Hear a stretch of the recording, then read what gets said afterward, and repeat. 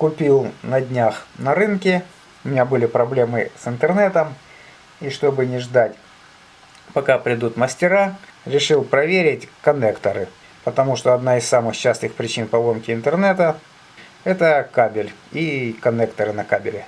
Инструмент я купил по неопытности без вспомогательного. Здесь должна была быть пластмассовая штуковина с кольцом, которая помогает расправлять кабель и заталкивать провода в коннектор. Инструмент китайский.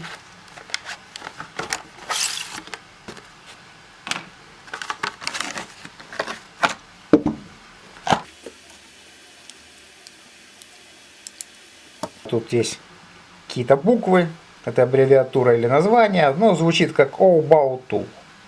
Значит, что у него есть? Ножницы для обрезки проводов,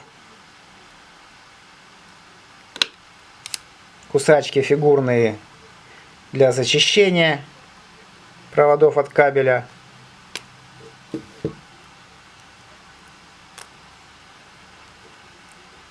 и, собственно, зажим коннекторов на 8 проводов.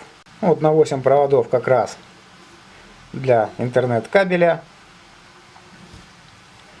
на 6 проводов и на 4 провода коннекторы. Когда провода в коннектор уже заправлены, в общем-то, вставляется, и вот эта часть зажимает их.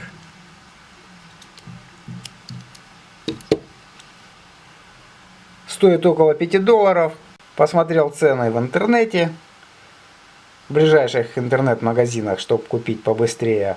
Получается тоже около $5, плюс доставка. Весит этот инструмент для обжима грамм 300, может чуть больше. Называют его еще кримпер.